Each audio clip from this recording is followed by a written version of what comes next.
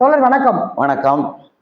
செந்தில்வேல் சகோதரர் செந்தில்வேல் அவர் வந்துட்டு இப்ப ஒரு வீடியோ வெளியிட்டு இருக்கிறாரு. என்ன சொல்றாரு அப்படின்னா, ஐடி கம்பெனில வேலை பார்க்கிற பலரும் தாவேகாவிற்கு சென்னையில் வாக்களித்திருக்கிறார்கள்.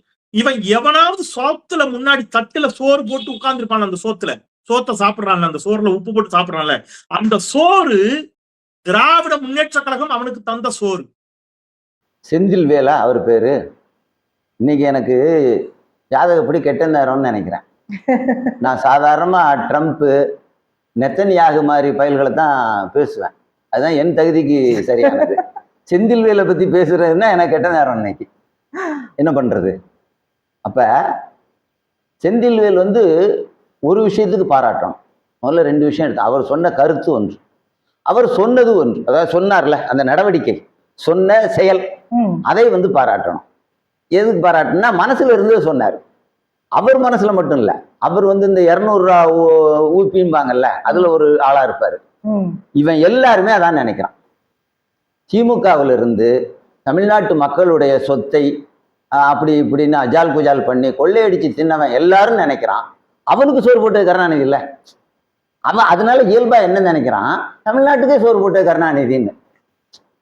கருணாநிதி எப்படிப்பட்டால்னா அது வேற.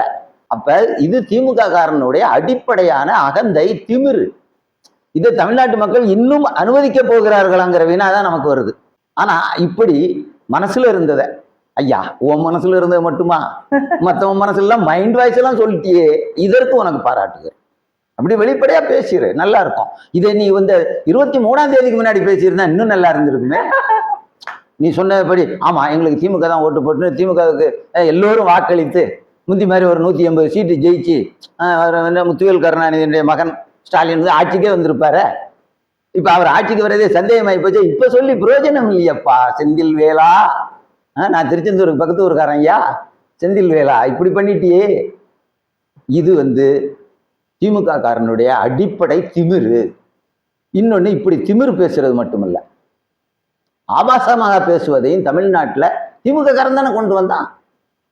திமுகவிலே ஆலினால் அழகுராஜா யாரு? அறிஞர் தான், சந்தேகம் இல்லை. ஆனா அவர் அறிவை பல இடத்தில் வெளிப்படுத்தவில்லை, சில இடத்தில் வெளிப்படுத்தினார். அண்ணாதுரையை பத்தி இப்போ உள்ள திமுக காரங்களுக்கு என்ன தெரியும்னு எனக்கு தெரியல. அண்ணாதுரை அவர்கள் ஒரு அருமையான நாடகம் எழுதியிருக்கிறார். அந்த நாடகம் என்னன்னா, ஒரு பெரிய வீடு இருக்கும், வீட்டுல தொப்பி, அப்படித்தான் அவர் எழுதுவார். தொப்பின்னா தொப்பி போட்டு தாடி வச்சிரு ஒரு வயதானவர்னா அமெரிக்காவை குறிப்பிடும் இல்லையா, அந்த மாதிரி வர்ணிப்பார். ஒரு புதுசா ஒரு இளைஞர் போவார். அப்போ அவர் சொல்லுவார், அந்த இளைஞருடைய வீடு தான் அந்த பெரிய வீடு, அந்த வீட்டில் தான் அந்த இளைஞர் இருக்கிறாரு, தொப்பி வச்சு பெரியவர் வருவார். தம்பி நீங்க இளைஞரா இருக்கீங்க, அதாவது இந்தியா சுதந்திரம் அடைந்த கொஞ்ச காலத்துல எழுதுறாரு, உங்களுடைய வீடு பார்த்தேன் ரொம்ப பிரம்மாண்டமா இருக்கு, நீங்க ஒரு காலத்துல ஆகா ஓஹோன்னு வாழ்ந்த குடும்பம், இப்பொழுது ஆனா அது சிதிலம் அடைஞ்சிருக்கு, இப்போது நீங்க இதை எப்படி பழுது பார்க்க போறீங்கன்னு தெரியல, நீங்க ஏன்ட்ட உதவி கேட்டீங்கன்னா நான் உங்களுக்கு எல்லா உதவியும் செய்யறேன். என்ன அர்த்தம்னா, அமெரிக்காவை நம்பாதே. நேருவுக்கு எழுதுறாருங்க, நேரு பிரதமர், பேரறிஞர் அண்ணா. ஆனா அவர் அறிவை தமிழ்நாட்டு மக்களுக்கு கொடுக்கவில்லை, அவர் கட்சிக்காரனுக்கும் கொடுக்கவில்லை. எதை கொடுத்தாருன்னு இப்ப சொல்றேன். அமெரிக்காக்காரன் இப்படி புதுசா சுதந்திரம் அடைஞ்ச நாட்டுக்குள்ளெல்லாம் போய் இப்படி பேசி நேரு மாதிரி அரசியல் முட்டாள்களை எல்லாம் கவுத்தி அவன் மூலதனத்தை கொண்டு போட்டு இந்த நாட்டையே சுரண்டிடுவான். நேருவுக்கு சொல்றாரு, மக்களுக்கும் சொல்றாரு, இது ஒரு நாடகமாக எழுதுகிறார். நேருவுக்கும் சொல்றாரு அமெரிக்காக்காரன் ஏமாந்துறாருன்னு. இதை மீறி நேரு ஏமாந்தாரு, இந்த நாடு அதற்கான விலை கொடுத்தது. அமெரிக்காரன் அவ்வளவு சுரண்டிட்டு போனான் இந்திய நாட்டின் வளத்தை.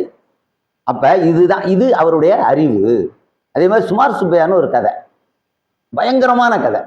அதாவது எந்த விஷயத்தை எப்படி சொல்ல வேண்டும், சில விஷயத்த துல்லியமா சொல்லணும். இப்ப தங்கம் வாங்க போறீங்கன்னா 7.567 கிராம்னு சொல்லுவான், மில்லி கிராம்லயே சொல்றான். தங்கத்தை அப்படி சொல்லணும். அந்த காலத்துல விறகு வாங்க போவோம், அந்தர்னா 50 கிலோ, சரியா 50 கிலோ இருக்குமா, அரை கிலோ முன்ன பின்ன, 1.5 கிலோ முன்ன பின்ன இருக்கும். தங்கத்துல 1.5 கிலோ முன்ன பின்ன இருக்கும். இதை விளக்குவதற்கு இதை தத்துவத்திலே சொல்லுவாங்க, இயக்கவியல் அப்படின்னு சொல்லுவாங்க. அது கம்யூனிஸ்டுகளுக்கு தான் தெரியும். அங்க அழகா விளக்கியிருப்பாருங்க, ஒரு சிறுகதைங்க. அண்ணா பேரறிஞர் நான் ஏத்துக்கிறேன், ஏன்னா இதுதான் அவ்வளவு அழகா. அது பேர் சுமார் சுப்பையா. அந்த கதையை நீங்க படிச்சு பாருங்க. அண்ணா ஏன் பேரறிஞர்னு தெரியும், ஆனா பேரறிஞர் சொல்றவனுக்குலாம் ஏன் பேரறிஞர்னு சொல்றோன்னு தெரியாது. சொன்னா துட்டு கிடைக்குது, கான்ட்ராக்ட் கிடைக்குது, திமுக கட்சியில இருந்தா போலீஸ் ஸ்டேஷனுக்கு போய் துட்டு கிடைக்குது, அதை வச்சு பொழப்பு நடத்துறோம், அதுக்காக அவன் சொல்றான். நான் அவருடைய அறிவுத்திறம் அறிந்து சொல்கிறேன். அப்புறம் பொதுக்கூட்டத்தில் பேசினாலே, தேர்தலுக்காக பேசுறாருன்னு வைங்களேன், ஒரு ஊர்ல பேசுவார், மத்திய அரசுக்கு எதிராக ஒரு 2-3 பாயிண்ட், அவர்கள் செய்த தவறுகள், மாநில காங்கிரஸ் ஆட்சியில இவர்கள் செய்த 2 தவறை பேசுவார். அடுத்து அங்க வந்து 1.5 கிலோமீட்டர் அடுத்து 2 கிலோமீட்டர் அடுத்து இன்னொரு ஊரா வேறு விஷயங்களை பேசுவார். இங்க சொன்ன அந்த 2 தவறுகள் இல்லை, அவருக்கு தான் தெரியுமா மத்திய அரசு செய்யற 200-400 தவறுகள் தெரியும் வச்சிருக்கிறாரு. மாநில அரசு செய்யற தவறுகள் தான் 100 அவருக்கு தெரியுமா. பேசியதே திரும்ப பேச மாட்டார். இவருக்கு பிறகு வந்தவர் பேசினதே 40 வருஷம் பேசிக்கிட்டு இருந்தார். இந்த கதையை விடுங்க. அப்ப அண்ணாதுரை செவ்வாழைன்னு ஒரு கதை எழுதியிருக்கிறார். அதாவது ஏழை எளிய மக்களுக்கு எதுவுமே கிடைக்காது, கடைசியில அவங்களுக்கு உரிய பொருளையும் அவங்களுடைய முதலாளி எடுத்துட்டு போயிடுவான், தின்னுட்டு போயிடுவான் அப்படின்னு. அதாவது நான் அதை சுருக்கமாக சொல்லிடுறேன். பெரிய முதலாளி, பெரிய மளிகை கடை அல்லது ஏதோ ஒரு பெரிய முதலாளி, அவர் வீட்டில் ஒரு தொழிலாளி வேலை பார்ப்பார். அப்போ அவர் வீட்டில் அந்த காலத்தில் ஏழைகளுக்கு கொஞ்சம் சின்ன நிலம் இருந்ததில்ல, வீட்டை ஒட்டி சின்ன நிலம், அதில் தோட்டத்தில் வாழைக்கன்று, செவ்வாழை மற்றதை விட சிறப்புன்னு சொல்லுவாங்க, எல்லாரும் விரும்பி சாப்பிடுவாங்க. செவ்வாழை கன்று ஒன்று நடுறாங்க. அதை வந்து இவர் சொன்னார், இந்த மாதிரி ஏதோ ஒரு சந்தர்ப்பத்தில் முதலாளிகிட்ட சொல்லியிருக்கிறார், செவ்வாழை எங்கள் வீட்டில் இந்த பிள்ளைங்கள்லாம் நட்டு தண்ணி ஊற்றிக்கிட்டு இருக்காங்கன்னு பேச்சு வாக்கில் சொன்னார். அவர் சொல்லி சரியாக 7 மாதம் கழிச்சு முதலாளி கேட்குறாரு, டேய் அது என்ன பேர், குப்பா சுப்பான்னு வச்சுக்கோங்க, அந்த செவ்வாழை என்னடா ஆச்சு, அது இன்னும் ஒரு 4 நாளில் அறுத்துடலாம் முதலாளின்னார். அப்படியா, அறுத்துக்குங்க, கொண்டு வந்து வையி, பையன் கேட்டான், முடிஞ்சு போச்சு. இது அண்ணாதுரை எழுதிய கதை. ஒரு ஏழை தொழிலாளி, அவருக்கே உரியது, உங்ககிட்ட வேலை செய்யறதுக்கு அந்த முதலாளி சம்பளம் கொடுத்துட்டான், அவங்ககிட்ட வேலை செய்யறதுக்கு, இது அவருக்கே உரியது. இதையும் அவன் எப்படி திருடுகிறான், கொள்ளையடிக்கிறான், எடுத்துக்கொள்கிறான், சுரண்டுகிறான், அண்ணாதுரை எழுதின. இதனால் நான் அவர் அறிஞருங்கிறேன். இதற்கு மேல இன்னொரு பாயிண்ட் சொல்லணும், அதுதான் ரொம்ப பெரிய பாயிண்ட். இப்ப நம்ம சாம்சங் தொழில் போராட்டம் வந்து பார்த்தீங்க, அதுக்கு முன்னாடி ஒரு 2 வருஷத்துக்கு முன்னாடி இன்னொரு தொழிற்சாலைகள் நடந்தது. இளம் பெண்களும் ஆலை தொழிலாளர்கள், இளைஞர்கள், இளம் பெண்கள்லாம் வந்து ரோட்ல நின்று போராடினாங்க. அதை ஒரு தொழிற்சங்கம் வந்து பேசுறேன்னு துரோகம் பண்ணான், அது விடுங்க, அது இன்னொரு தடவை பேசுவோம். அப்ப அண்ணாதுரை எழுதுகிறார், ஒரு ஆலையில், தொழிற்சாலையில் பிரச்சனை என்றால் அந்த நிர்வாகத்திற்கும் அந்த தொழிலாளர்களுக்கும் மட்டுமான பிரச்சனை அல்ல, அது பக்கத்தில் இருக்கின்ற, சுற்றுச்சூழல் இருக்கின்ற பல்வேறு கிராம மக்களுக்குமான பிரச்சனை அது. அந்த கிராம மக்கள் அந்த பிரச்சனையில் தலையிட வேண்டும். தொழிலாளர்களிடம் ஏன், என்ன கோரிக்கைக்காக, எதற்காக போராடுகிறீர்கள் என்று கேட்க வேண்டும். நிர்வாகத்திடம் போய் இவர்கள் இந்த கோரிக்கைகளை வைத்திருக்கிறார், நீங்கள் என்ன சொல்கிறீர்கள் என்று வினவ வேண்டும். எது நியாயமோ அதை இந்த நிர்வாகத்திடம் எடுத்து சொல்ல வேண்டும்.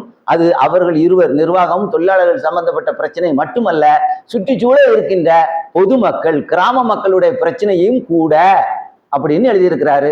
பணத்தோட்டம்ங்கிற புத்தகத்தில் எழுதியிருக்கிறார். 1949ஆம் ஆண்டு எழுதப்பட்ட புத்தகம். அந்த புத்தகத்தில் பேரறிஞர் அண்ணாதுரை அவர்கள் எழுதியிருக்கிறார்கள். அதனால் அவர் அண்ணா, பேரறிஞர் அண்ணாதுரை, கரெக்ட். ஆனா அவரிடம் சில அநாகரிகங்களும் இருந்தது, அதையும் நம்ம பார்க்கிறோம். செந்தில்வேலனை உருவாக்கியது அண்ணா, அல்லது செந்தில்வேலனுக்கு இந்த மாதிரிலாம் பேசுறதுக்கு திறனே வராது. இடையில இன்னொன்னு சொல்லணும், அது கருணாநிதியின் திறமை. பகிரங்கமாக மேடையில் 100, 500, 600 பேர் இருக்கின்ற மேடையிலே கெட்ட வார்த்தை பேசுவாருங்க. தமிழ்ல சில வார்த்தை கெட்ட வார்த்தைன்னு வச்சிருக்கிறோம்ல, அதை பேசுவார். பேசின இப்ப அவர் இருந்தாலும் செத்து போயிட்டாருன்னு வைங்க. அப்புறம் அவருக்கு வந்து நம்ம ஜெயலலிதா அம்மையார் தான் துட்டு கொடுத்தாங்க. கருணாநிதி இவ்வளவும் பேச வச்சு ஈன்னு பல்ல காட்டிக்கிட்டு இருப்பாரு மேடையில.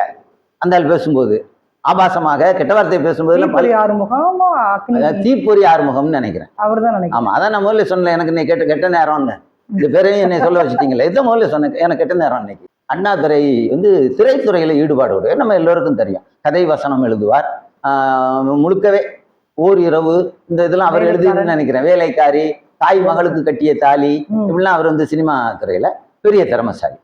நடிப்பு கலைஞர்கள், நடிகைன்னு சொல்லுவாங்கல்ல, அதுல இவருக்கு எல்லோருக்கும் நட்பு இருக்கும்ல. அதுல ஒருத்தரை பத்தி இவர்கிட்ட பத்திரிகையாளர்கள் கேட்கும் பொழுது மிக இழிவான முறையில் பதில் சொன்னார் அண்ணாதுரை. நான் முற்றும் திறந்த முனிவனும் அல்ல, அவள் படித்தாண்ட பத்தினியும் அல்ல. இப்படி ஒரு நாகரிகமான மனிதன் தன்னுடைய பெண் நண்பரை பற்றி சொல்லுவானா? என்ன உறவு வேண்டாலும் இருந்திருக்கலாம், அது வேறு. கேவலமான வாக்குமூலம் கொடுத்தவன் ஒரு எப்படிப்பட்ட மனிதன்? நாகரிகமான மனிதனாக இருக்க முடியாதே. அந்த கட்சியில் செந்தில்வேலன் பரவாயில்லைங்க, அவ்வளவு மோசமா பேசுனதா நான் நினைக்கல. நம்ம புரிந்து கொள்ள வேண்டியது, செந்தில்வேலன் ஒருவனுடைய கருத்து அல்ல, திமுகவில் எல்லாரும் அப்படித்தான் நினைக்கிறான். 72, 73, 74 செந்தில்வேலனுக்கு தெரியாதுன்னு நினைக்கிறேன். கருணாநிதி காலத்துல தான் பஞ்சம், அரிசி பஞ்சம், மஞ்சள் மாவு போட்ட இந்த கருணாநிதிக்கு பேரே மஞ்சள் மாவுங்க. அவருக்கு அரிசியா போட்ட மஞ்சள் துண்டு, மஞ்சள் மாவு வந்து ரேஷன் கடையில கொடுத்தாங்க அந்த பஞ்ச காலத்துல. இவருக்கு பேரே மஞ்சள் மாவு. இவர் காலத்துல தான் பஞ்சம் வந்தது. நீ வந்து அரிசி கொடுத்தங்கிற. இதில் நாம் புரிந்து கொள்ள வேண்டியது இதுதான். திமுக காரர்கள் எப்போதும் இப்படித்தான், திமுக காரர்கள் எல்லோரும் இப்படித்தான். திமிராகவும் பேசுவார்கள், ஆபாசமாகவும் பேசுவார்கள். அது அவர்களுடைய ரத்தத்தில் ஊறிய குணம். இதை நாம் புரிந்து கொள்ள வேண்டும். இப்பவே இந்த தேர்தலில் அதுக்கு ஒரு முடிவு வரும்னு நான் நினைக்கிறேன். ஏன்னா 5 ஆண்டுகள் நல்லா பார்த்துட்டாங்க மக்கள். எங்க ஒரு அமைச்சர் பேசலையா? ஓசி பஸ் உன்னுடைய அரசாங்கம் தான் திட்டத்தை நிறைவேற்றுகிறது. இது உன் வீட்டுல இருந்து காசு எடுத்துட்டு வந்தியா? உன் ஆத்தா காசா, உன் தாத்தா காசா? வெளிப்படையாக கேட்கவில்லை என்றாலும் மக்கள் மனசுக்குள்ள இந்த சிந்தனை ஓடி இருக்கும் அல்லவா? எத்தனையோ பேர் என்கிட்ட தனிப்பட்ட முறையில் ஏன் இப்படிலாம் அமைச்சர் பேசுறாருன்னு மனம் விரும்பி சொல்லி இருக்கிறார்கள். நான் அதைத்தான் இங்க வந்து வெளிப்படுத்துறேன். அமைச்சரவே பேசும்போது செந்தில்வேல் அமைச்சர்கள் எல்லாம் ஒரு சின்ன பூச்சி தானே, இது பூச்சி இப்படித்தானே பேசும். அதுதான் நடந்து இருக்கிறது. அப்ப நீங்க கோபப்பட வேண்டியது செந்தில்வேலன் மீது அல்ல. இன்னொன்னு ஐடின்னா என்னன்னு தெரியுமா? ஐடி இளைஞர்கள்லாம் மேத்ஸ் பிசிக்ஸ் கெமிஸ்ட்ரி படிச்சவங்க. அதுக்கு வந்து அன்னைக்கு வந்து 1 லட்சம் 1.5 லட்சம் சம்பளம் இருந்தது. இன்னைக்கு கொஞ்சம் குறைஞ்சிடுச்சு, போட்டியினால் கொஞ்சம் குறைஞ்சிருக்குது. அது ஒரு கௌரவமான விஞ்ஞான கல்வி. அதன் மூலம் வருகின்ற வேலை என்ன, உடல் உழைப்பை விட கொஞ்சம் குறைவான உழைப்பு. கருத்தால் உழைப்பதுன்னு சொல்லுவோம், மூளை உழைப்புன்னு சொல்லுவோம், ஒயிட் காலர் ஜாப்னு சொல்லுவோம். ஆனாலும் அவர் தொழிலாளி. ஐடியில் இருக்கவங்களே ரொம்ப பேர் பணக்கார சிந்தனை எல்லாம் இருக்கு, மேட்டுக்குடி சிந்தனை. அதை அவர்கள் விட வேண்டும். அதுக்கு செந்தில்வேல் உதவி செய்திருக்கிறார். நான் அப்படித்தான் இதை பார்க்கிறேன். நீயும் தொழிலாளி தான். செந்தில்வேல் சொன்னது அது அர்த்தம். தொழிலாளினாலே எங்க பார்வையில கேவலமானது, செந்தில்வேல் பார்வையில நீயும் தொழிலாளி தான், உனக்கெல்லாம் சோறு போடுறது நாங்க தான். செந்தில்வேல் பேசியதுக்கு இதுதான் பொருள். இப்ப வச்சு பாருங்க, துல்லியமா சரியாக வரும். இந்த திமுக தொடங்கிய ஆலிநாள் அழகுராஜா அண்ணாதுரையிலிருந்து நீங்க கடைசி வரைக்கும் பாருங்க, கருணாநிதி தீப்பொறி ஆறுமுகத்திலிருந்து செந்தில்வேல் வரைக்கும் பாருங்க, பொருத்தமா இருக்குமா அந்த படம், அந்த பிக்சர் பொருத்தமா இருக்கும்.